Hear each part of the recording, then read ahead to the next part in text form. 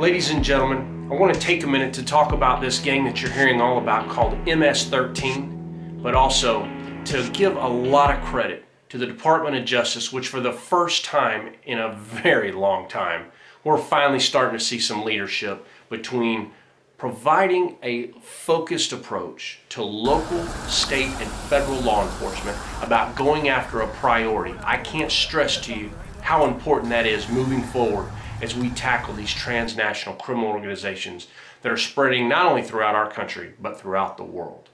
MS-13 has a motto of kill, rape, and control.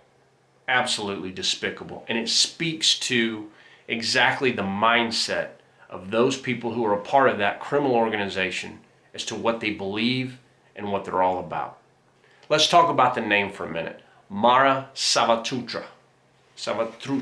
I've always had problems with that. Mara Salvatrucha. Anyway, MS-13. It has a meaning. Mara, which basically means gang. Salva, which is El Salvador. And Trucha. Trucha is the slang term for clever. In 2004, I was an undercover narcotics sergeant with DPS Narcotics, stationed in Brownsville, Texas, which is in Cameron County. We had had floods of people coming in, and many of them were these MS-13, which I had never even heard of at the time. And we were asked to go into the Cameron County Jail and help with debriefs because there were so many of them. And I was absolutely stunned. I remember one of my very first debriefs was with this young man who was 17 or 18 years old. He had fled into the United States trying to get away from the Mexican cartels because they were after him to kill him and run directly to Border Patrol. After many hours of talking with him, he finally began to talk about the violence in El Salvador that MS-13 had been causing to the communities. And he told me the story about this horrific crime. One that involved he and his fellow MS-13 members killing a husband and wife. The couple had lived in this little apartment community and had been paying their rent. They just hadn't paid their tax. Publicly, the man stated in front of others that he was not going to pay.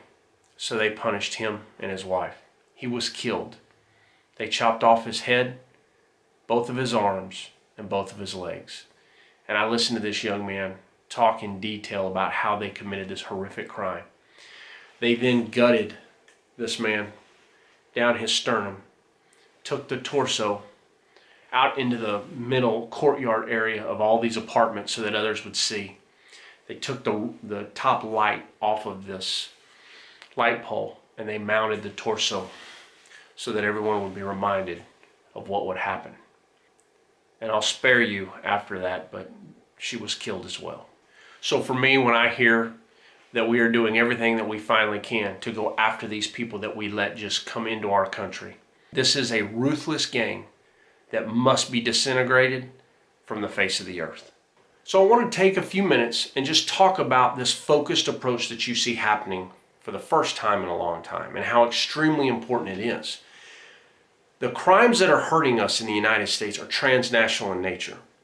Law enforcement at all levels has not done a good job at transitioning, at collaborating the way we should.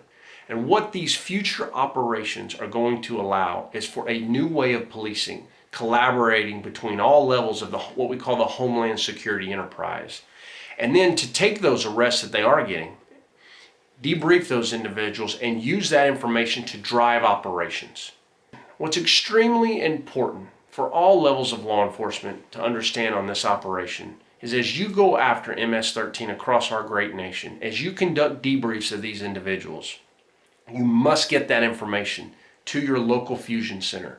Get it to the Department of Homeland Security's intelligence officers and reports officers so that that information can be shared not only with other agencies across our own nation, but with other agencies across the world who are dealing with MS-13.